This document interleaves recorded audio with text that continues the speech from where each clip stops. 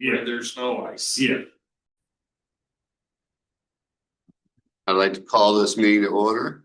If we can stand for the pledge of allegiance. I pledge allegiance to the flag of the United States of America, and to the republic for which it stands, one nation, under God, indivisible, with liberty and justice for all. Thank you. Can you do roll call, please? Councilmember David Sauter. Present. Councilmember Bobby Ellis. Present. Councilmember John Casey. Excused absence.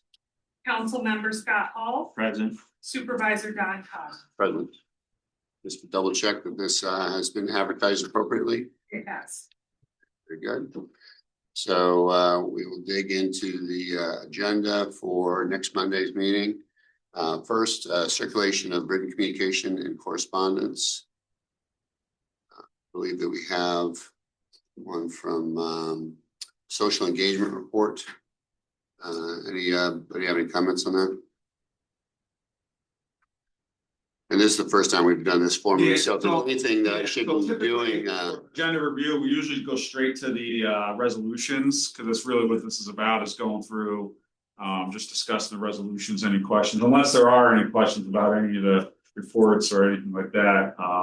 But usually we go straight to the resolutions and get to work on those. Okay, great. Are there any questions that anybody had on any of the reports? One thing that I did ask Michelle to do on the assessment report, I just asked her to add a column for dollar variance for sales price versus assessment price, and then percent variance as well. So that way we can all have a feel as we're moving forward towards thinking about assessing, kind of get that, especially the percentage, so we see how far we're falling behind on assessing versus, that was my only thought on any of the reports. I like that idea. That would be helpful to be able to see. Yeah, just like look at it. Wanted to let you know too, February will be the end of the year for me. So I'll also have a whole year Okay, awesome. report. Okay, perfect. After, which won't be Till March. well, I'll get them in March, so it won't be till April. It'll be Tuesday. Which year is this? So, It's okay, usually great. a month out before I get any sales from the county. Okay, that makes sense. Okay, any other thoughts on any of the other reports? Just that I'll be adding some of the budget reports that are typically under the supervisor or the monthly finance reports, but those weren't added for here because we're still working through things, and but I'll have them on there for the final For Monday. agenda for Monday, so it's republished tomorrow. Okay, awesome, thank you. All right, so let's head down to the resolutions then. First resolution, as I scroll down. That's the reports.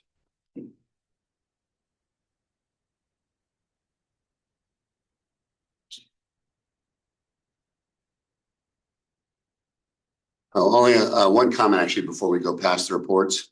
Anybody who is committee heads don't, or department heads don't have to be at the meeting, but if you are at the meeting, as opposed to when we just say on the report is in the minutes or whatever, if everybody could just give a 1 or 2 sentence update on highlight, right? If there's anything special, Greg, that like your committee stuff, if there's anything special that you have Michelle on, if you happen to be here at the meeting, as opposed to just saying it's in the minutes, look at it later.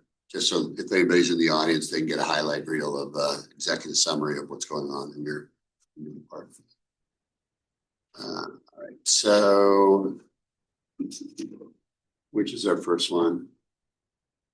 Senior citizens real property tax exemption. So Joe, do you want to speak to that? Just a resolution to adopt a new chart, a new income chart, and shows what the income's on the left-hand side. On the right-hand side is the percentage of reduction you would get on your town tax. And is this based upon a state directive, or is this what we're doing locally? Yeah. So all we're doing in this case is just adopting what the state has suggested or mandated. What the state adopted was the percentage, not the income. Okay. The income we raised last summer. We raised the highest income to 38,900. We are up above, we are probably equal with Victor in their senior citizen exemption amount. But then all I did was take it from because it used to be just 50% was the highest percentage of reduction. And I just did a $5,000, well, $4,000 to make it go up to 65% for less. So you have to make less than 21,499 to get the 65% discount. Did you have a feeling for what the impact would be? I remember we were talking about that. I sent that out with the Let's see that. yeah, you responded to it. It was like a $3,000 difference in Okay. tax dollars. Must have been a while ago then. But it was right after the next day. Yeah, I think this is a great thing. I mean, Yeah. look at the income levels. I mean, that's 39s. Yeah. And most of the new applications we are getting, because I had to send out the postcards, the yellow postcards. They're all just below that 38.9 that are making it. So the only exemption they're getting is the town exemption of the 5%. Because it does continue to the next page, down to 5% discount. All right, any questions on that amendment? Any discussion? Okay, moving on. No, then. this is discussed in detail in the finance meeting. Yeah. So next one, amending the funding sources for post-retirement healthcare reserve fund. Yeah, so. Through our finance audit, where we had thought that we can. Utilize what we weren't gonna be expending in health and retirement. To the state. Because we changed when we were gonna pay the bill from December prepayment to January. Apparently, we can't do that. We have to have an expense for retirement in 2025 because our employees pay their portion of it. So we're still able to move the date and it still works to our favor by doing it this way, but because we still have to show an expense. This whole convoluted thing, the auditor was telling us about because you're actually paying 9 months in 1 year because the state fiscal year is different. You're paying 9 months in 1 year. So you gotta prepay and you gotta show an accrual into the next year. So that makes the original resolution was using those funds, and that's what was authorized to start the funds for this reserve account. Since those are no longer available, we have to change the source of the funding, and so that would just be from the basically the reserve or the surplus that comes out of our here. So there really is there's no change to our the financial The dollar amount remains the same. that's Yeah, so, yeah, There's no yeah. condition on that. Trying to explain this to me, I was trying to comprehend it all myself, but so yeah, there's no change to the financial status of the town. It's just changing the different funding, so because from our surplus, we're still getting enough to move that would just go into unexpended fund balance. And instead of using the 200,000 that was unexpended for retirement, that's now reserved for retirement funds expenses. We are now just using it out of that unassigned fund balance from that we're getting back from the surplus of the 2025 budget. So does anybody have any questions, or thank you for kind of explaining that? Thank you for muddying it up. Yeah, making that a little more confusing. So does anybody have any questions or discussions on that resolution? Let's move on. Next one, another operating or a transfer.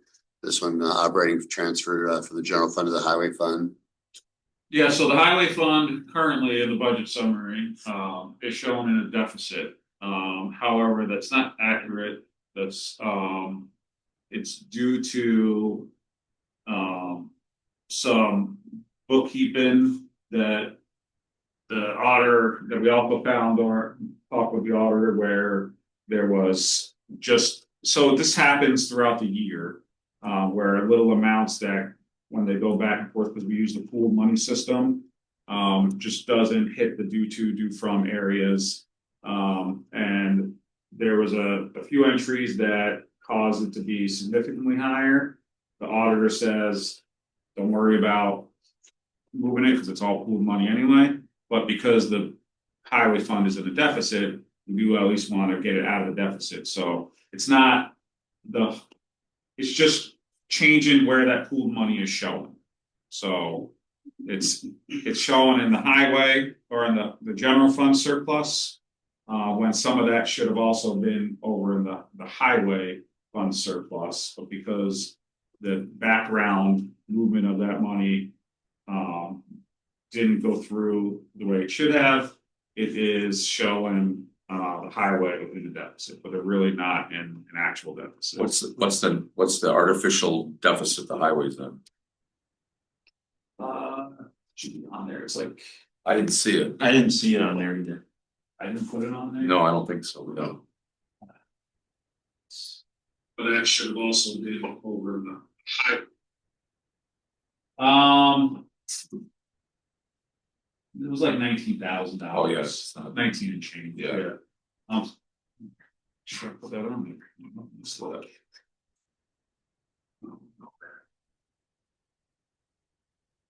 Yeah, so it's like 19,700 something. It's not a big number, yeah. No. Yes. And again, it's not an actual deficit, it's a bookkeeping deficit. Right. only. So John, at the end of the day, cleaning everything up so that when we finalize, everything's closed out, it's everything. Yeah, you can't close anything out with a negative Right. balance, other than the one, Center Point Lighting District. That's gonna have to stay in a negative, and I believe it can legally stay in the negative. As long as we have that plan to Correct. 2027, we have to levy enough to get rid of that negative, but also pay back the due to AA that already exists, and that's why we shouldn't do another due to AA, just leave it negative. Any other questions on this one? Levy, Ernie agrees. I'm making some sort of sense. It's Oh, no, that's, I think that's the only. always a rare but good thing when we agree. So. All right, moving on to authorization to encumber funds from the 2025 adopted town budget to the 2026 adopted town budget. Yeah, so these are just open purchase orders that haven't been completed in 2025. So it's 2025 expenses that for one reason or another are just continuing on to the next year, like elevator, for example. We started the process in 2025. We paid some initial funds for administrative fees. Things were ordered, equipment didn't come to 2026. So we're still, now it's done, but we need to pay the remaining amount of that other invoice, which already is encumbered and sits in a purchase order. When you create a purchase order, it encumbers those funds. Right. So this is just giving the authority to move those funds that expire at the end of the year into this year's budget to finish off paying the purchase order. So. Any questions or discussions on those? All right, moving on. Resolution of support for the town of Gorham submission for a county infrastructure grant. Maybe I'll speak to this one. The county every county has been awarded an infrastructure grant. The way that this, a lot of grants work in a lot of different ways. This particular grant, the way that the state has worked is every county gets some money. And then everybody within the county can submit for the infrastructure grant. The town of Gorham is submitting this, but it's for sewer system that would help Gorham, Canandaigua, and Hopewell. And it will allow a bunch of this sewer system is all over kind of between kind of over where Lincoln Hill is. And so it actually allow for some more building that would happen for the town of Canandaigua and a bunch of stuff that can happen in Gorham and Hopewell. There's no cost to us. We don't have to do any submission. We're just saying that we support Gorham's submission of the grant proposal. We've been given the impression from the county that this fact that there's three of us all applying together gives us a little bit of a advantage. The builder who's involved in this is paying half of the cost of the sewer, and then the other half of the sewer cost would be paid for by the infrastructure grant. There was a discussion about expanding the sewer to actually go further down the road to truly help Lincoln Hill. But nobody's willing to bet on whether or not money will come down the road. So at this point, it would just be for one segment of it. Basically getting from 5 and 20 down towards Lincoln Hill. Can you kind of explain what I'm looking at in this image more? I was studying it and it just didn't make a lot of sense to me. Are the arrows the existing septic lines? That is beyond my pay grade. Do you want? John, I can talk to that if you want. Yeah, go ahead. So Just trying to remember. the green lines Yeah. are existing, Are our existing lines? correct? The red lines are what is currently proposed, with the exception of the yellow. That yellow is already sort of in the works as part of a single development, Sunset Ridge. So the red would be the extension of that. So we're already. We're working talking with down that. here. Yes. Sunset Ridge is where Yep. the yellow line. Yep. Yep. And down that way, that red line. I don't think you were talking about those red. No, I was talking. No, about I'm sorry, the arrow ones, yeah. Sorry. Yeah, I'm trying to think. Yeah, and the arrows just signify the direction of flow. So you'll see some arrows go east to pump stations, which would then reroute it to the actual sewer treatment plant. And So where the PS is the pump station, pump station, proposed pump station. Yep, proposed pump station. correct. That's not already there. No, that is not, there's no sewer. There's nothing where that red line is now. Yeah. No, the green, there's a upper right corner, there's a green pump station. That is existing. The green is existing, Right, okay. your red's proposed. So at, what is that, 18 and some road that I don't know because it's in Gorham. You'll see a pump station there. That's your proposed pump station. Okay, so there's no negative impact on for Canandaigua, is what I heard. Is that, I Yeah. don't know that It's not our specifics. oh, we don't Yeah. know. Yeah, we don't have to pay any money. We don't Yeah, have to right. manage it. We're just giving a letter of support for the town of Gorham since The it's, half that's in Canandaigua is the half that's being paid for by the building. yeah. Correct. So any other thoughts or comments on that? Okay. Next one, acceptance of New York State Empire State Development Pro Housing Supply Grant for the town of Canandaigua. This is the $3 million that's been that we were awarded in order to pay RG&E to get electricity up to Uptown. So it's basically the grant that's already been granted to us. We have to officially accept it. Any questions or thoughts on that? And then if they ever send us the actual contract document. Then we could actually move forward on it, but be somewhere behind. similarly, we get the $3 million or up to $3 million, and that's matching money that's going to be spent by the developer. Any thoughts on this? By RG&E. RG&E, we're paying RG&E Yeah. up to the $3 million. The other half of that RG&E is going to be paid for, will be paid for by the developer. So the $3 million is the total cost. It's a 50-50. Okay. 3 million or 6 million I'm total saying calls. So total 6 million total. 6 million, Yeah, right, exactly. yeah, yeah. 3 million of the 3 million, actual grant. That's correct. Any other questions on that? All right, moving on.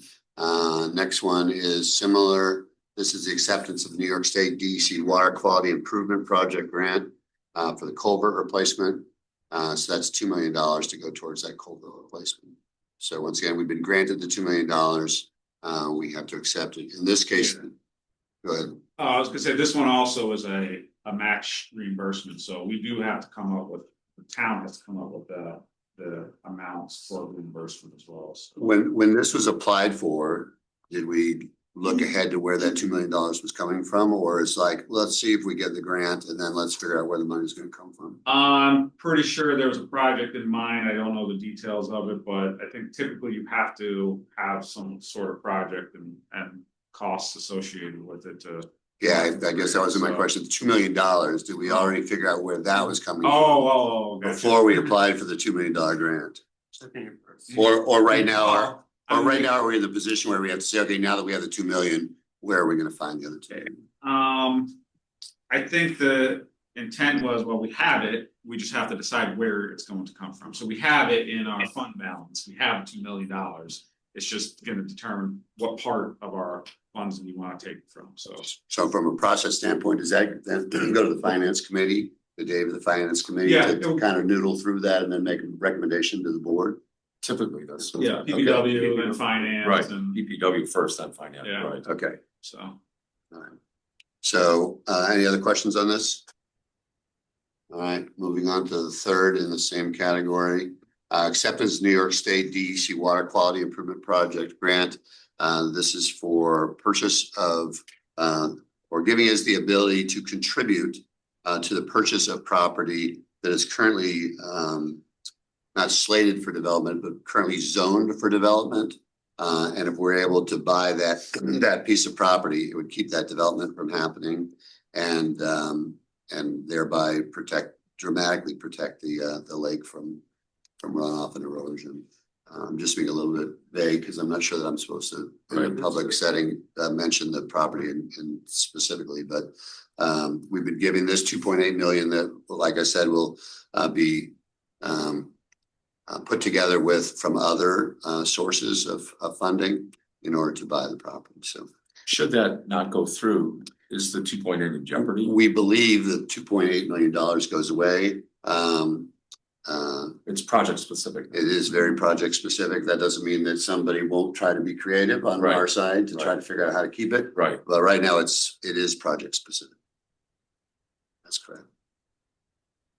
Any other questions or thoughts on that? Is this, and again, knowing the sensitivity of the property purchase, have we discussed this in executive session and I'm, Yes, we have. okay, oh, okay. Yeah.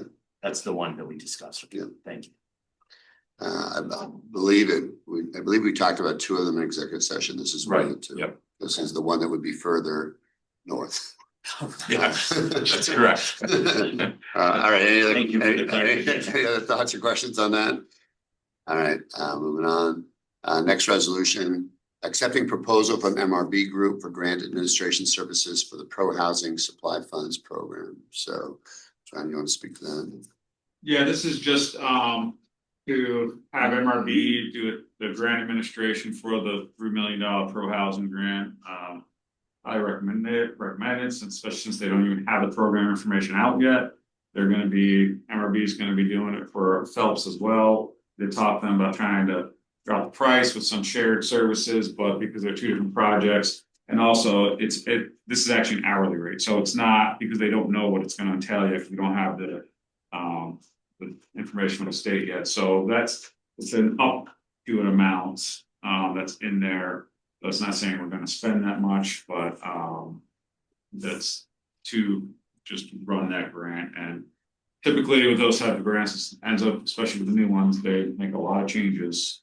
When I was with the ARPA grant, was probably gonna be a similar situation where they came out with it and then they changed it and changed it and changed it, all the reporting requirements up to the point where, you know, it takes a whole lot of time to read through and make sure everything's correct. And that's one of those cases where nothing was correct when I came in and all the reporting was done incorrectly based on old information.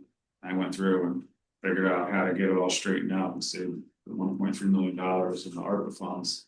This would be a similar situation where it's just gonna be very time consuming for a single person to deal with this grant. So We've had good success with MRB doing Yeah, this, so it's, they did. so it's a good. Makes everybody's life Yeah. easier. We have the funds and that's what we budget for this type of stuff already.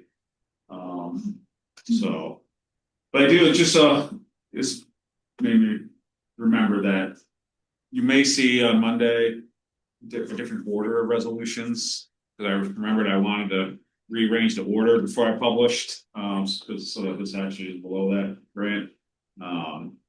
So just so everybody's aware that this whole order of things may change, just cause I like to put it in a better flow. Logical flow. Yeah. Well, it's worth noting, especially for those of us that are new, we received whatever, close to $8 million worth of grants this year, and we would not have received those if it wasn't for the fact that we hired MRB to work with us on doing the proposal, as well as working with the Watershed Council, who did one of the 3 grants that we got. And Watershed Council will be doing this service for the land acquisition that we just talked about, but that historically we've had MRB do the Yeah, especially. grant execution. Especially with these, we're certainly our variance of costs versus to MRB versus revenue, grant revenue coming in is definitely in the positive. For sure. We, as I've been going to many meetings, we are the people are a little bit jealous of the fact that we just got $8 million. Yes, exactly. So Just to be clear, MRB doesn't deliver that every agenda. Right. yeah. Exactly. But we'll tell you. But they do deliver. But they do deliver. So we'll take it while we can. All right, moving past all of these. I went too fast past Jim's. 22. I went way too far then. So well done. I'm here on car specs. All right, so authorizing purchase of vehicle for code enforcement department. Resolution. Jim is not here. Yeah, I'm online. Oh, Jim, you are here. Yeah, I'm here. I'm listening, Don. Okay, great. So thanks. I didn't realize you're on. I should have looked over the other direction. Oh, I see. That's right. Oh, I see Jim Fletcher's name. Bird. So so we've already got this in the budget. It's already been Yes, sir. approved. Just to plant the seed, because I think as I'm finding myself on a number of other issues, kind of late in the game on this. It's one of the things that talking about MRB, I was talking to them about, electrifying our buildings, et cetera, and tapping into renewable energy sources.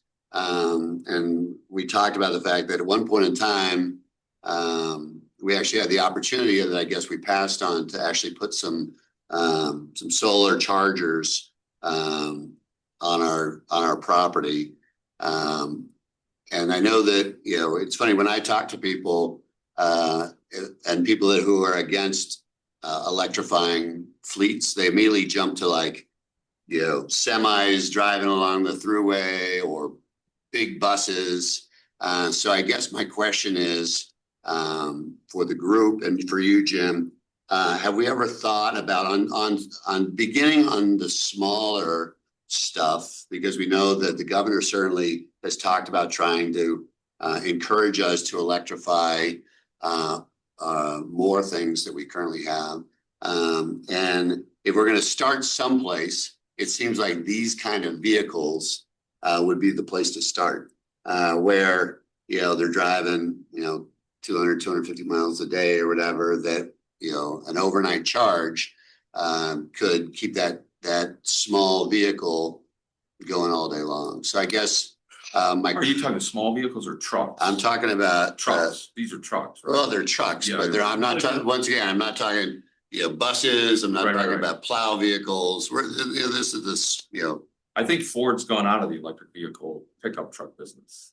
yeah, but it doesn't matter. Ford just happens to be who we're buying these Right. particular trucks from. But so I guess it's a group discussion, and maybe once again, just to plant the seed. Have we had discussions as a board and as a town of starting to try to electrify some of our vehicles? And if so, are these the kind of vehicles that would make sense to start the process with?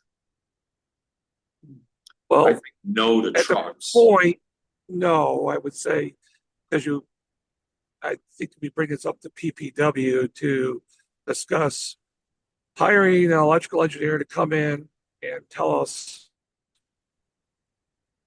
what the load would be, what has to be done to our current electric system inside the building to get it outside the building, and then where would you place these chargers if the board choose to move that direction? So, if the board wants to consider this for the 27 budget, I think that would be the time to discuss moving forward with a charging area for vehicles in the future.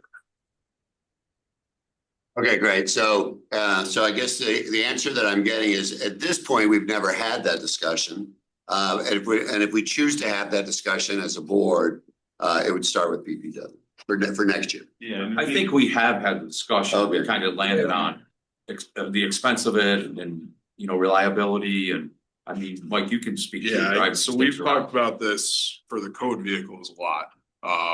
First one is we allow the code officers to take the vehicles home for after hours response. So we wouldn't be able to charge them here unless we were in the office. Now that's just for our code officers. So we're doing a Ford Explorer this year instead of 2 pickup trucks because we're trying to replace our fire marshal vehicle. He's here 2 days a week. That could be an option, but that's also our goal for that vehicle would be for our conferences. Instead of renting a vehicle or flying or any of those other options, or I'm never taking a train again. We can take that vehicle with 1 or 2 code officers, like I will be taking a vehicle to Milwaukee for a national conference. That would be where that vehicle would come into play. Besides that, I mean, I've talked with the city. They utilize electrified vehicles for now law enforcement as well as DPW and codes. They don't have an issue with it, with the exception of charging. They only have, I think, 3 chargers at DPW and double-digit vehicles, so they constantly have to rotate them out. And then the only other thing that comes into my mind would be the emergency response aspect of we deal with flooding. And I don't know how well, I haven't researched it, but I don't want to drive an electric truck unless I know for certain that I can drive through floodwaters just fine. And I could be, I don't know. I haven't looked into it that far. The big linchpin has been for our code officers that do the after hours response, taking those vehicles home. And But I think from our standpoint, the first thing we have to look at is how do we charge it, right? Yeah, absolutely. I mean, if that's the stop block, if we can, I mean, it's gonna cost us hundreds of thousands of dollars to charge vehicles, then it's just cheaper for us to be, even though it's not what my choice would be, it's what we have to do, so. No, absolutely. It's all, for me, it's not all about economics because I'm an environmental guy, right? But at the end of the day, it's economics. And so the discussion I had with MRB, they said, there was money out there at one point in time and, I'd like to keep this in front of our minds and at some point dig in deeper again. At one point in time. I believe the town board went against putting chargers. Right, that evidently at the time were free. Free. Right, and so, we did capitalize on one of those grants. So the town manager vehicle, for instance, is an electric hybrid. okay, That was purchased through a NYSERDA grant for clean energy as part of the climate smart community, I think it is called. And that was about 3 or 4 years ago now. And certainly hybrids represent a totally different thing. I mean, that we could really move that without anything. and so I'll table this for now, but I wanted to, since it was on the agenda now, I wanted to at least get on my soapbox, right, for no other reason for a second, to let people know, kind of where I'm like to think about for the future. Once again, doing all the analysis to make sure, which sounds like a bunch of the analysis was done in the past, but continue doing the analysis to try to see if it makes sense environmentally and economically, then it's a no-brainer. If it only makes sense one way or the other way, then we have discussions to have as far as what the priorities are for the town. And that'll partly come out of, when we start doing, the new comprehensive plan to find out what do our townspeople want, what direction are they giving us for the next 10 years or whatever. But at least I wanted to broach that subject. Yeah, as long as we, to do the right way would be infrastructure first, then once we have infrastructure in place, as we start rotating out vehicles. Right, then right. doing that. Not the way the state did it, Right. Right. Yeah. Project first, then worry about infrastructure, but we'll do it the right way. Yeah, absolutely. And but so often I hear there's just a conversation stopper where it jumps to like the worst case scenario, like school buses and once again semis driving up and down the highway. But if that's the worst case scenario, if those don't make sense, that doesn't mean that smaller vehicles with the proper infrastructure can't make sense. So my Jeep hybrid until they said I can't drive it anymore because it failed the battery recall. Technology is, Didn't start my house on fire. that technology is constantly evolving as well. So what a discussion you had a year or two ago could be obsolete at this point. Yeah, agreed. 100%. All right. Well, thanks for everybody for accommodating me there for a second. So, all right. So any other questions regarding Jim's request for the purchase of these vehicles that are in the budget for the year? All right, let's move on. This, yeah, that's code enforcement. Jim is involved because he's got. Oh, sorry, this is code enforcement. Yeah, but I did want to mention, just Oh, on this sorry. one, it actually came $165 over budget. But we just gotta pull that out of contractuals, their contractual line, so still in the budget, it's just in a different spot of the budget now, but we had budgeted 84,000, broken back 165. So in this resolution, I also put the authorization to do the budget adjustment. Once we make the order, I mean. They need the authorizations specifically, but I would have had to tell the board that I made $165 budget transfer from one account to the other, so I just embedded it into this resolution. Okay, perfect. Any other question on that? And apologize, this is for code enforcement vehicles. All right, moving on. I know Jim's got some vehicles in here someplace. He does. Yeah. That's going down. All right. Next one, authorizing the purchase and lease financing of John Deere mowing tractor for the highway department. So either Jim or John, you want to speak to this? This is all within the authorized budget as well. These are just standard replacements that the replacement schedule. And so the leasing, we budgeted for leasing rather than purchase. And so that's what he's doing with this. It was $40,000, I believe, in the budget. So, and again, this one I also embedded in the authorization to move the money, because once we actually do the lease, and have the payment finalized for the first year for this year, the money will then have to get moved to the lease payment line of the budget. So that's embedded in here as well. I think ideally Jim would like to purchase vehicles or purchase this equipment, because now we have to just make sure we budget the lease payments every year.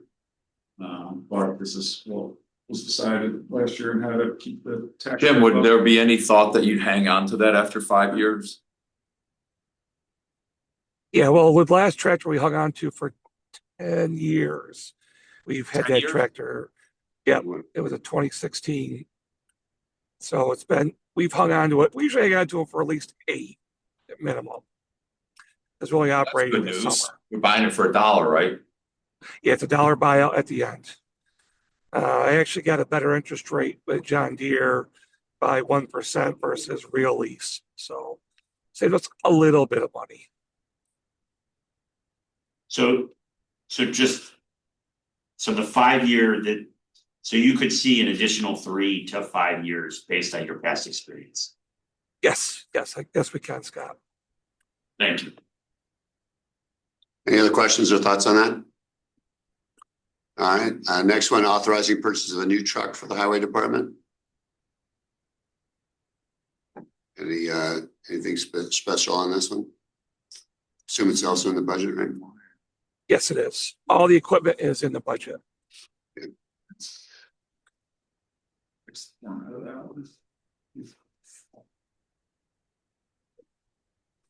Anything special on this one, John? Any discussion on this one? All right, moving on.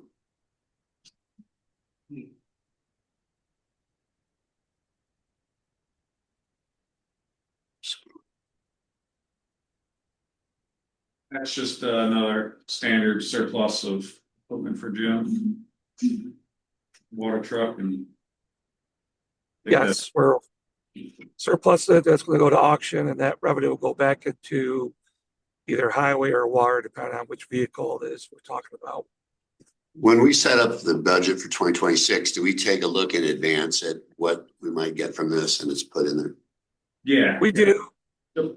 yes. It's estimated revenue. Okay, great. Any questions on this? All right, moving on. Acknowledgement of annual transfer station report. Mhm.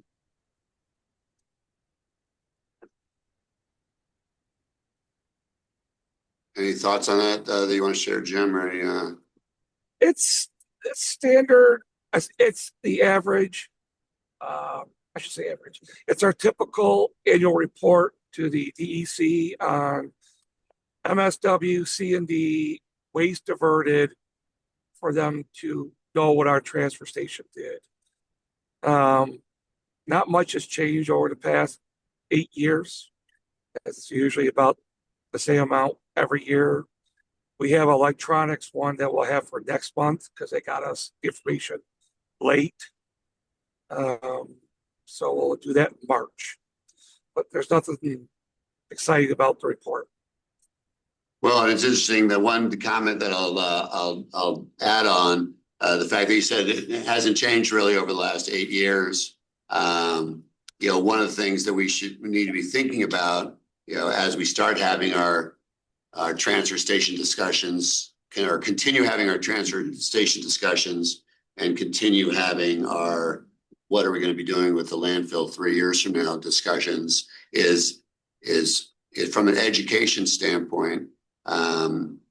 If we haven't moved the needle at all on getting people to bring less in, how, you know, what are we going to do to try to make that happen? Because that's, it's, you know, it's fairly evident, not just here, but at the county, that, you know, some of the efforts that we've been making on composting and other things haven't necessarily moved the needle for us. But as we and as the public 3 years from now may have to start paying for this service or some other service, you know, how do we encourage people to recycle more and to dump less? And Jim, thank you once again. Jim put up a sign. Jim's part of put up a sign at the dump that I saw last night. You know, kind of calling out again for people exactly, you know, what you can recycle and what you can't recycle to try to help down the stream as well. So thank you, Jim, for that. Jim, is 10 tons of food waste, where does that fall in terms of the county? Are we low, high, middle? Do you know? Low, we're low. We get the same amount every year, Dave. It's never, Yeah. I mean, Never 10 goes tons up. sounds like a lot, but in reality, it isn't. no, it's not. It's literally 1.5 packers or solid 40-yard containers. That's all it is. But they carry about an average of 6-7 ton when they go to the landfill. And part of that discussion, I think, John, is, you know, if this has been flat for 8 years and our population has grown, Right, then in theory, it's actually, how is it staying flat? So I would argue that some of the messaging may be working if it's staying flat. that's true. Or people are having their garbage collected. Or- That's what they started to- Right. And that's Yeah. gonna be the or, and I guess, Right. how do we have a way of knowing that? I don't know. You mean like what private haulers haul to the landfill? Yeah. Yeah, I guess I'm trying to understand how it's staying flat. That I can't answer for you, Scott. I've never addressed it to Okay. quantify why it stays flat. You know, perhaps Don, when he happens to see somebody at the county sustainability ask the question what it is that's coming in, because I'm assuming Casella, whoever operates your trasher, has to report it. Yeah, I would think so too. So But they that wouldn't necessarily know from the town of Canandaigua if there was a truck running whatever routes they run. I don't know if they get that specific. Yeah, I don't know either. I They will might say know there their are, customer count. Yeah, Yeah. yeah, up or down, Yeah. right? And I guess I bring it up just for the future discussions as we talk about transfer station. Yeah. Because these will continue to be hot topic for the next 36 months, 34 months. Between now and the closure. All right, thanks, Jim. Next. Well, there's the resolution. It didn't look like there was one of them. What did I say?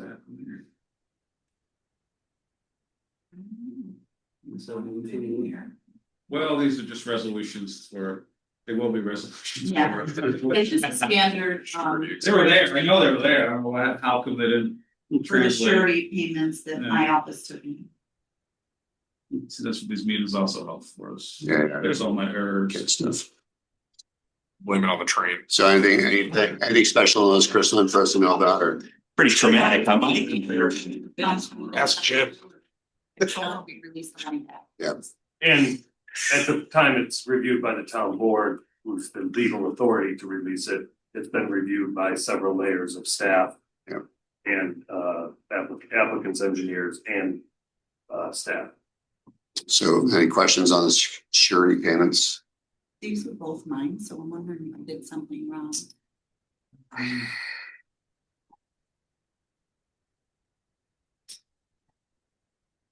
They'll be fixed together.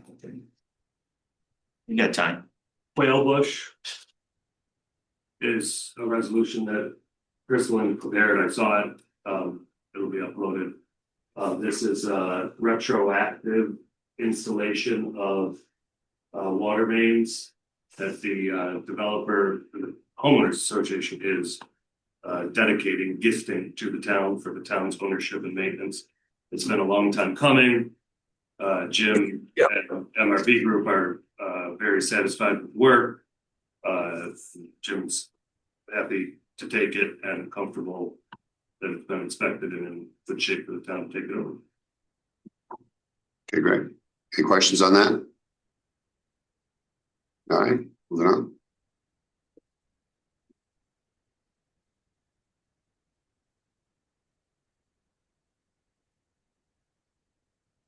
Bunch of letters here from Quill Summons. So they're here, Chris.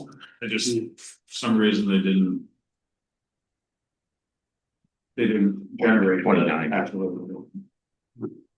It's down a ways. Employment and Parks laborers, 29. so. Greg can talk more about specifics, but in general.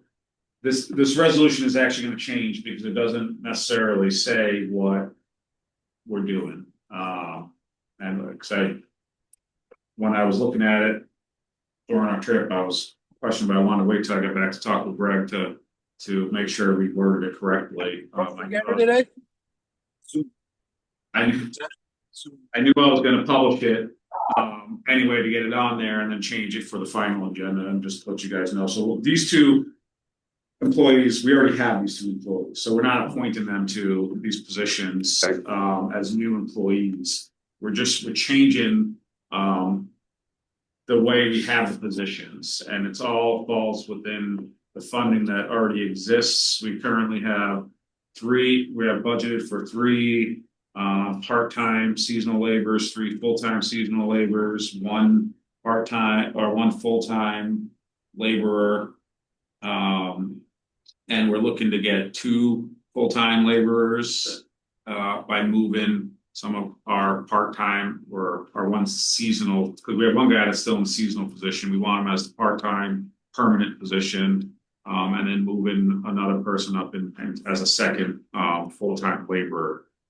So we have all the funds in there by reducing the amount of seasonal laborers and to 1 each, and that will be sufficient for operations, especially with these permanent full-time laborers that will go year round.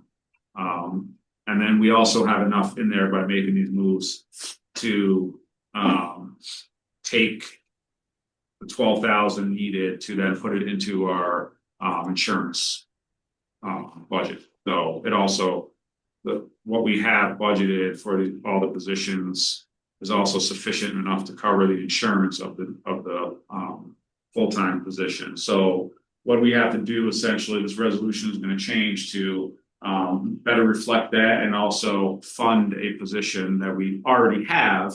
It's just an unfunded position. So we have a second parks laborer full-time in our books. It's just not funded because it wasn't in the budget. So we're looking to put that in the budget by moving the money from the seasonal laborers into there. And then so we would then move an additional amount from there into medical insurance. So it causes no increase to the actual budget. It's just movement of personnel. So the budget's gonna stay the same. The bottom line is staying the same. Right. So if it's not too difficult, if it could just be a little chart, right? That shows. I'm trying, Dave. I'm trying. No. I actually did a spreadsheet when we were discussing it, so. Felt like John had 3 shelves. Exactly. We're just in New York City. He's playing Where's the seasonal employee? 3-card Monte down in New York City. So, yeah. Yeah, so I'm gonna attach, so Greg has a whole justification for it that I'll attach on here. And then I also did a spreadsheet. I took what's the position that we have in our budget and then that's what I did to kind of make sure that all the funds were in the proper place and everything. Just a quick, easy So I'll visual. screenshot that, add it as an attachment and Right. and I'll be able to better explain. And all this stuff just constantly runs through my head. So just while I'm sleeping. just to boil down the shell moving around, the advantage for us, if I understood you correctly, was basically we're going from a couple of part-times to a full-timer, so we're gonna have more consistency support of the parks. Exactly. Is that That's the general. that's the clip notes? Yeah. Okay. We're going from seasonal, we're reducing our seasonal staff, who typically are just kids that would come in, try to get them trained up on stuff. But sometimes they work out, sometimes they crash our vehicles and we Right. gotta get rid of them. And to permanent people that we can trust and invest in training and our consistency. Pay them a few more bucks. Thank you. Okay, great. Any other thoughts or questions on that? All right, creation of a senior fiscal manager position. We kind of talked about this at length in the finance committee meeting, which everybody except for Bobby was there on the board side. Anything you want to I don't add? think John was there. Yeah, and John's still Right, right here. right, yeah. So, Right. but you're absolutely right. No, I mean, it's. Yeah. And this is something that we can't afford, a town our size, we can't afford not to do anymore. I mean, we're running John Falbo lean. We have to bite the bullet and get somebody in to help us out. Yeah, and so my biggest question was this, because I know there's support for it and I really appreciate that, is as far as the salary allocation. Is if where I propose that we start in range salary coming from is supported from the land acquisition fund, or if we're gonna look at just pulling the whole thing out of fund balance. So I guess my question is, now that we're finalizing last year, and this is where I still have a lot to learn as far as how we actually budget for ourselves and manage our money. What do we think the surplus is going to be from where we thought we were going to end 2025 and financially, bottom right-hand corner, and where we're going to end 2025? Yeah, so it's changed from what I last thought because of different various things that we're trying to catch up in the budget, but I still think we're after we do the transfers of the levy for the road project, after the 200,000 for the post-retirement healthcare, I think we're still going to be around that 750,000 range surplus. So understanding 25 numbers to do 26, great. What about 2027 and going forward? We're gonna have to account for that somewhere. Is that going to have an overall impact on tax assessment? Or the taxes? Are we gonna have to? It depends on what else is in the budget. Or we're gonna have to. Depends on, I mean, if we're just strictly, if we're keeping the budget exactly the same from 2026 to 2027, and we're just adding this position, then yes, absolutely, it's gonna have an impact. It's 1 cent per 20,000 about, and so, and that's where, huh? What's up for 20,000? Yeah, $20,000 of expenditures is equal to about 1 cent on tax rate. right? Oh, And so, but you know, that's where you look at the budget and you determine, you know, what the needs are and where you gotta shift money. I will say. Our 2026 budget is an artificial budget. We used a lot of reserve funds and different strategies to keep it within that 5 cents range that I was given.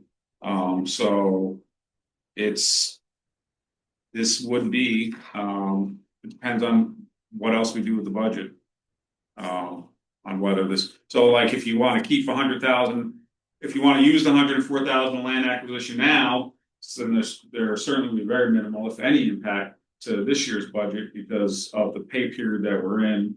We may not need to add anything on balance, and if anything, maybe very minimally, like 10 to 15,000, that we could also potentially absorb from elsewhere. But the reality. But if you land- want to keep that in that land acquisition Right. next year as well, then yeah, this is a new 104,000 plus the medical insurance and all that. And I think I put I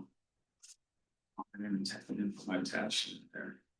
that land acquisition, no, if we're planning on buying anything, it's not so much to pay for the property, it's to pay for me. MRB group, if they need to do a survey, title insurance, title searches, recording fees, that kind of thing. I don't see $104,000 being spent, but there's gonna be land acquisition expenses this year. And there's a couple of projects that are not even on the books, you know, Yeah. so I would hate to get rid of that money. I mean, I think we have to find a way You're just going. somewhere in the budget, yeah, we'll have to put it back, and I agree. Yeah, and I mean, I was at the meeting, so, you know, I see the value of this. I'm just trying to make sure that we've thought of it beyond 2026.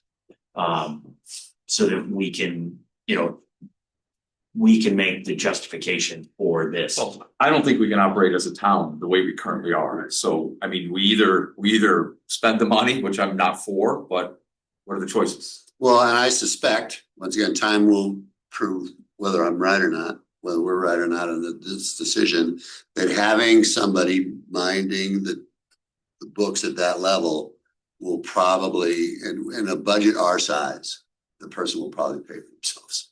Because we will find money that we probably could have spent a little different. And we won't go to jail. And you and I will have these cellmates, Dave.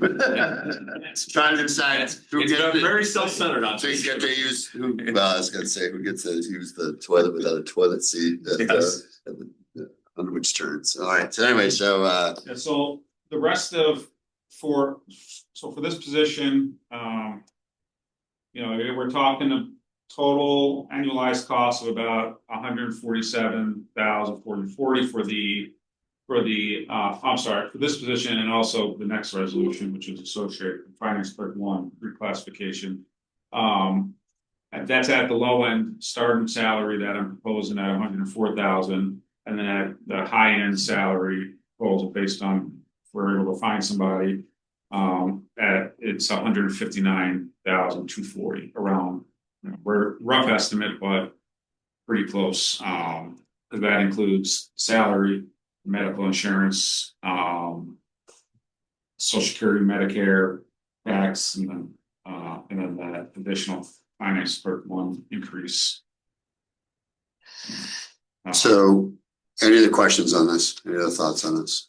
Okay, let's move on. The finance clerk position, we can talk about that briefly at the same time. Well, I just, so one thing I guess I do need to know whether I need to change the resolution for the source of the funding. So I did put in there, so that we've talked about it, the potential use of the land acquisition. But if that's off the table completely, then I'd have to put in change that a bit just to strictly say the cost will come from fund balance, or I don't know what you guys wanna do. I mean, I would land on, I would, if we use the fund, that land acquisition, I would like to refund, replenish that. So that's where I'm coming from. Since we think that's gonna happen, hopefully it's gonna Right. happen, as opposed to shifting money now and then shifting money back, let's just shift money from the Unassigned fund balance. unassigned fund balance, from my perspective. If we didn't think we're gonna spend the land acquisition money, then I'd maybe think differently, but we think we're gonna spend that money. That makes sense. And so what I'll do, the way I'll write this up, or I'll change this then, is they'll keep the salary in there, but there won't be a total amount, because we won't know that amount until we actually get somebody hired, so we won't know what their salary is gonna be.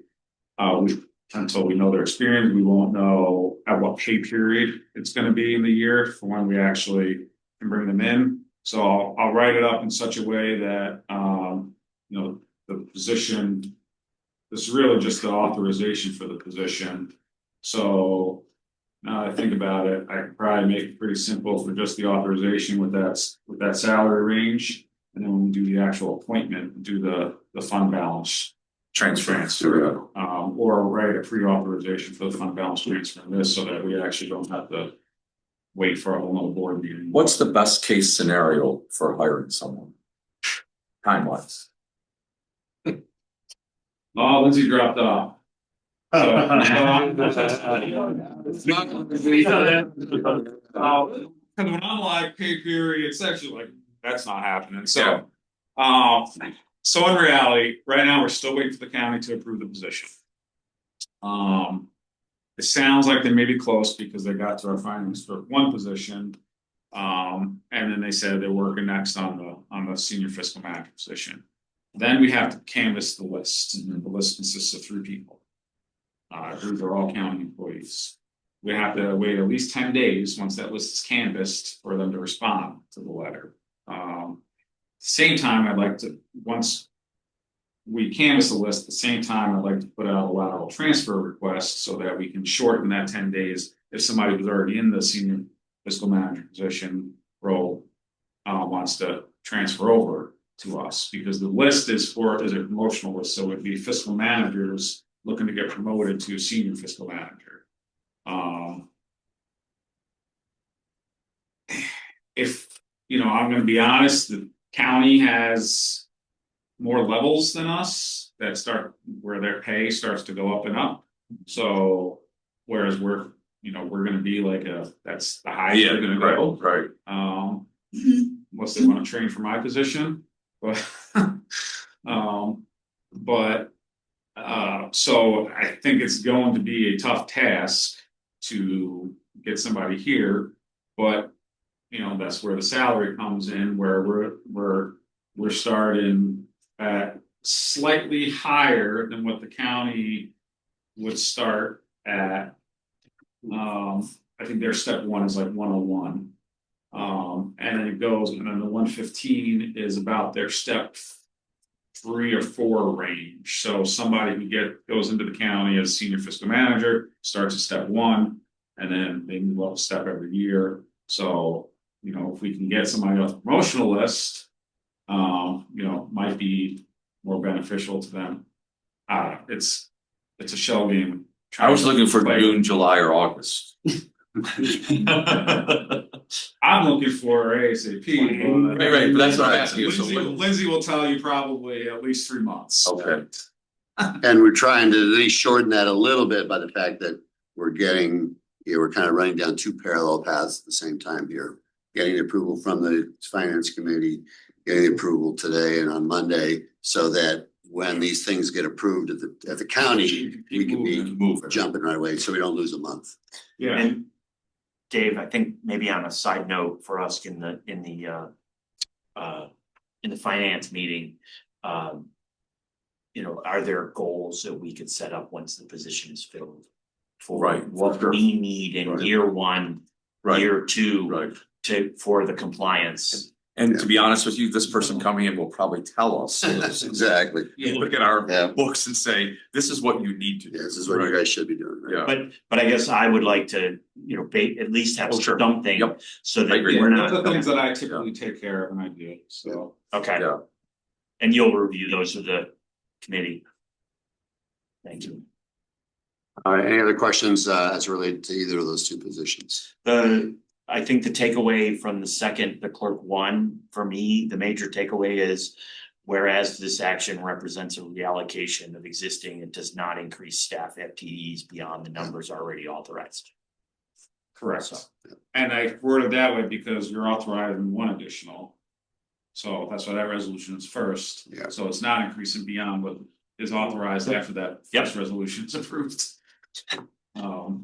And again, this actually did come through just I think yesterday, 2 days ago. So I may reword this resolution to indicate that it's approved by the county as a position for us. So you're authorizing to add that position to the town and then appoint Tammy into that position with a pay increase, which we can absorb in the budget for that pay increase. All right, any other thoughts? All right, moving on to setting a public hearing on proposed local law amending chapter to blah, blah, blah, Uptown Canandaigua Form-Based Code District. Setting a public hearing for March 16th at 6 p.m., which is the same time as our board meeting. Yes. Okay. All the public hearings usually start at the beginning of the board meetings as a agenda item for Okay. public hearings. how long can we anticipate that? The public hearing, Really? when no one says anything, you say, Don will say the public hearing is closed. Exactly. So, and so once again, we'll see whether or not people. Yeah. We had a bunch of us come for one recently, and they read a proclamation, and nobody was here, nobody said anything, and we moved on. So. All right, so then moving on to authorize the purchase of new trucks for the Parks and Rec Department, because Greg was a little jealous, frankly, of the code enforcement department and highway department, so he wanted in on the act. Yeah, so the replacement of a truck and the purchase of a new truck for the park director, and so this was already authorized funds, so very similar to before, it's just approved to buy them. And I did have the breakout of them like Jim had added, I already sent to John, you can add on to this. All right, any thoughts or questions on this discussion? All right, moving on, authorization to purchase mowers, same thing. Yep, replace old mowers, pre-approved, and UTV. It's all about 2012, 2013 range, so definitely need updating. In the budget, just the specifics and continued approval. Okay, any thoughts, any questions? So this is an outright purchase for these, and would we anticipate the same length of life for the new ones as the current ones? We're not wanting to do that. I've consulted with Jim, and we think that we'd like to try to keep them around a 5-year range, and then we could trade them in and get more money instead of running them like we have and then leaving a lot of work and not getting much out of them. So that makes a lot of sense to try to shoot for something like that. Was there any residual value on any of that stuff that being rid of? I think minimum. Yeah. But if that sweet spot of that. Pretty beat up, right? Yeah. Yeah, these are pretty beat up, yeah. Yeah, and that's also kind of like the staffing thing, we have the seasonal folks for rough on the equipment. Right. So, Happy to hear you're working with Jim. Well, 13 years on a mower is that a 2013 that you get rid of? yeah. Well, they're all- Everything, yeah. a lot of this old, it's Yeah. very, very old, so we're just trying to get it speed up and up the par and staff trained, and hopefully we can keep everything in better working order. Any other questions on that? All right, next, establishing a senior recreation and engagement working group, Craig? Yeah, so this would be a new senior recreation working group, because statistically, enhancing our senior programs is needed. When we look at the stats and the desire, so this will be a new working group. It's a subcategory under the Parks and Rec Committee. So whatever comes out of this working group, I will take to the Park and Rec Committee, and they'll kind of review it as well, and then I can bring it to the town board. And the same thing for the for the trails planning. Trails, exactly. So once again, just with the a lot of trails and development, we're gonna have a special working group to discuss that, because we don't really have the ability to do it really well with the current Parks and Rec committees, and they agreed, you know, to have this subgroup where we could really work on maps and updating and the things that we need for trails. And if land acquisitions happen, you know, how, you know, to have that special trail development working group. We did a working group because then we don't have timelines, we can use them while we need them, and then, you know, it can kind of go away if we're done, so. We had a trails committee in the past. We did. It was incorporated in the vote. I understand you were on there. It wasn't. Yeah. So you can There's- tell people that's your way into government is to the. We don't want to discourage people. But there's a trails master plan and everything, so that's, yeah. Yeah, I was reviewing it. So this will just be a dedicated working group. Yeah, We're it's a looking good for idea. The development and map making and everything, so. Any questions on either of those? All right, next appointing Stephanie Coons as chair of the Parks and Rec committee. Any questions on that? Any thoughts? Okay. So that's she's already in that position, so. Well, she's in. Well, she's on it. Not- It's not on the committee, right? And the committee voted for her to be the chair, but we have to approve it. Appointment of Brittany, we'll just do these together. Appointment of Brittany and Josh and Melissa to the and Sloan to the Parks and Recs committee. So 4 new members. Greg's done a great job getting new bodies engaged in the Parks and Recs department. And so these are 4 new people. 1 person is leaving Parks and Recs committee, and 4 people are joining. So unless you have anything specific to say about that, any questions on these folks? I attended a meeting, they all seem like great folks. I'd like to have a youth representative on there. Yeah. Absolutely. Yeah. Yeah, some younger people from an older person standpoint, younger people, and then having a youth person on there as well, who happens to be the daughter of one of the committee members. So we know that she'll actually come to the meetings. So, right. All right. Hopefully she'll have some opinions. Any next the minutes from last meeting on December 22nd, or from the December 22nd town meeting. So this is December 22nd. Wouldn't we be approving the January minutes? There's several minutes. Yeah, there's like. Oh, okay. There are 4. Okay, December, January. Right. and several meetings in January. okay, If I so, could just let our new board members know, you didn't have to be at a meeting in order to vote to approve meeting minutes. Approving meeting minutes isn't really even by law a requirement. It's just something that everybody does. It's a good idea because then we know which ones are the official ones, but Kristlyn and her team put together meeting minutes. And then the board votes to approve them, so long as you're comfortable that minutes are approvable, go ahead and approve. You don't have to have listened to the meeting. You don't have to have been in attendance there. So it's They're good. sent to you after we do them. They're sent to everybody so that they can review them in advance. And the reason the December meeting minutes are on this meeting is because with the holiday and the meeting schedule, which was, I believe, January 13th, oh, we the did. meeting minutes were not done. Okay, great. Thanks, Kristen. I didn't remember. Anybody review these? Any questions or thoughts on them? All right, so then we have 1, that's it for the regular ones. Then we have 1 walk-on resolution. Yeah. Or is there anything else?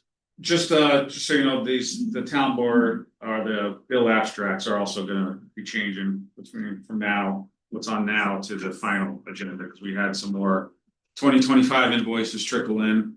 And then some additional things that I wanted to just get on and get vendors paid rather than wait until next month, so. Okay.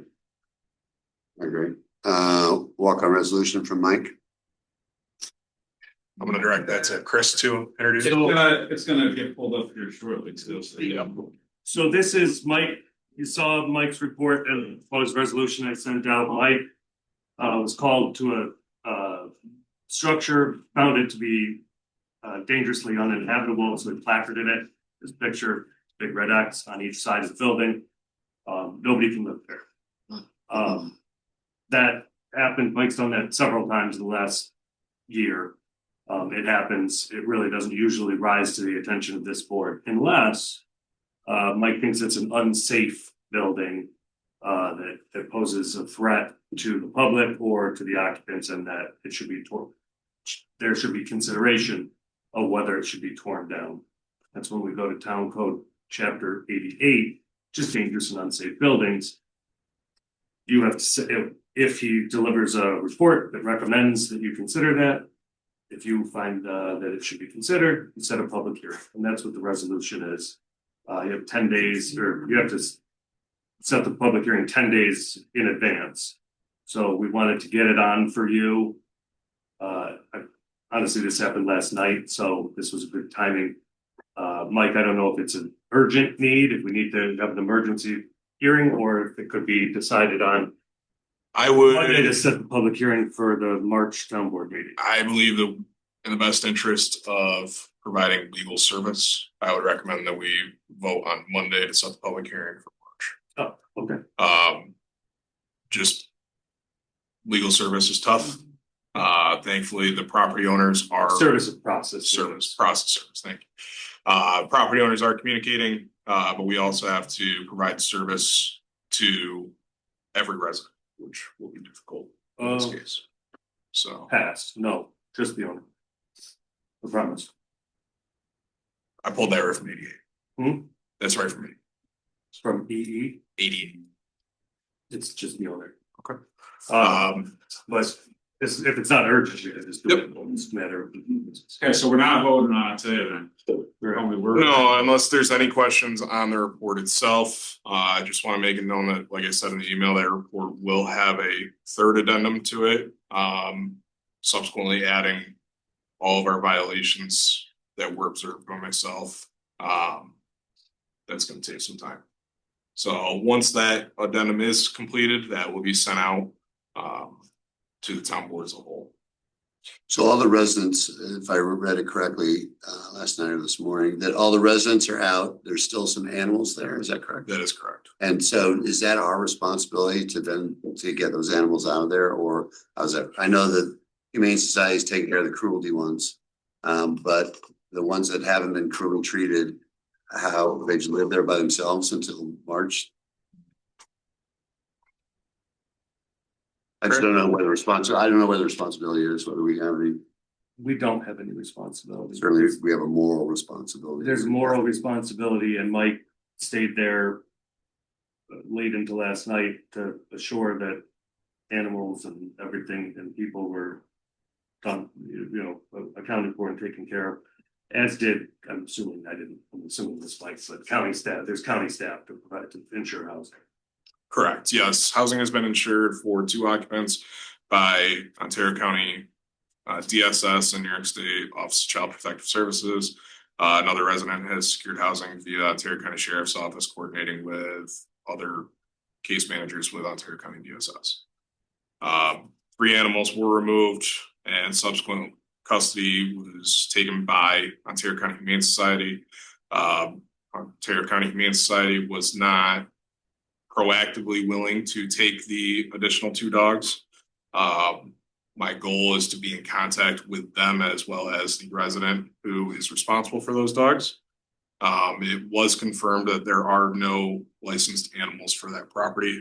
So that's an avenue that we're trying to work with the Humane Society on. So there's 2 dogs in this house still. Correct. So we did secure, they have food, they have water. The structure did have all utilities secured as required based off the findings within the residence and the structure. So there's heat or no heat? I mean, it looked like they had electric. all heaters. utilities have been secured. So they're all, So, Turn it off. Turned up. right, Oh, no, there can't be. Correct. right. So It's Ambient heat illegal for- for somebody to go live there. We can- No, I'm thinking about the dogs, Oh. but they're still there. Yeah. I mean, would Ontario County is only part of that, the Humane Society? I have not had a discussion with them today, but yesterday there was no intent to. So what's our liability for leaving 2 dogs there? We did. Well, we prevented the I owners was from. under the impression somebody's going to get the dogs today. That's our goal. When I spoke with the property resident, Was that they are to remain in contact with us anytime they do go into the structure. We do this for any unsafe structure. They have to call us, notify us, and then we'll be present during it, just to maintain their safety. Sure. And she came right out and said, so every time I let my dogs out, I gotta call you. I'm like, yep, you gotta call us. So she's going back. to let She's them know. going back to let the dogs out. That was what she Can't stated take yesterday. Is that the- DSS housing will not allow animals to be present, so. Our goal is hopefully today, after more communication with Humane Society, that we will resolve that situation. But even with ambient heat, I mean, it's not gonna be. It's not gonna be cold. but, Hey, John. So hold on, Could you- so they're unlicensed dogs, Yeah. so we contract with Humane Society, we pay How them much, money. John? Please tell them how much. 30. 25, I thought. 8,000 or something. It's close to $40,000 a year. So we This need town to pays the- violate them for unlicensed dogs or whatever we gotta do for that, and then Humane Society's gotta come get them. So why do we do that? The one that, Why don't we do that? That was discussion that was had yesterday, With Humane Society, correct? and they said no. They were not immediately, how do I phrase this correctly, willing to remove those two dogs. So I Do they support have a John's reason for position that that? we need to What type of call, I call can't, somebody else. I can't speak to their reason. can I suggest that Don or John, What are they, aggressive both of you dogs? call these people and say, you have a contract or? I'll touch base. Yeah, perfect. Because I think that several of us are concerned about the dogs. So let's make sure those dogs are taken care of. So, all right. So just, so from a legal obligation perspective. Well, because of the safety issue and there will be nobody in the building. So then we can wait until March to have Correct. the meeting. Mike, correct me if I'm wrong. People are allowed to go in the building, they're not allowed to live there. It's just the other. So this is the higher level. Okay, so, sorry, right, nobody. Entry into the structure is restricted at this time. The code does give us some gray area where it just says restricted. So that's why we always go through and request in these instances that they contact us, we authorize it, we witness, we don't go in with them, but we You're honestly there, make sure they nobody, exit. that they don't get hurt. Yeah, that they exit. So that if something happens, we're able to contact them. We deal with that a lot more with structure fires, where buildings are collapsing and people need to grab materials, where there is more of a witness. And to ensure that they actually leave, because we've had that before. So, but yeah, right now it has been placarded with a full red X. That's a vacant building notice. Legally, it's not an actual unsafe structure notice, but that does mean to every emergency responding law, EMS and fire, that they are not allowed to make any entry into the structure unless there is a known viable life hazard rescue. And that's been relayed to the sheriff's office, EMS and fire immediately after. So the report's extensive. I apologize, I didn't print any out because they're 127 pages. I kind of pride myself in my department's ability to write reports, so it's very specific. If you have any questions on it, feel free to reach out to myself, Chris, or John. And like I said, just expect another addendum, which will just be listing out all the violations, which be extensive. So. So the communication for the public hearing is going to be with the owners. Say that one more time. So the public hearing. Yep. Which we after our meeting, presumably will be in March. And that is for the owners to be able to speak to us about the board, about the resolution. Yes. Okay. Yeah. As well as, of course, any of the public, because it will be a public hearing. So, and I will say it's Purdy Road, while it is a road that's kind of off the beaten path, it is a busy road. And we did have a lot of people approach the scene yesterday that were not happy and were making some accusations that we worked with. So I would imagine some people from the public that do not have a particular financial interest in the property being present. So. All right, anything else? So just to clarify, Yeah. so this doesn't have to get voted on today, I'm gonna add it to Monday. to get voted on. Yes, that's- And then, so the public hearing will be March. X amount, right now, days between now and. Yeah, you couldn't get it on Mondays. Yeah, We can't vote on today for a public hearing on Monday. Correct. Yep. It's- and our goal is, as always. Chris can attest to this, our goal is compliance as far as working with property owners and residents.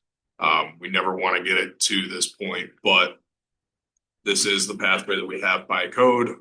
To be honest with you, it's an easier process than other avenues that are available.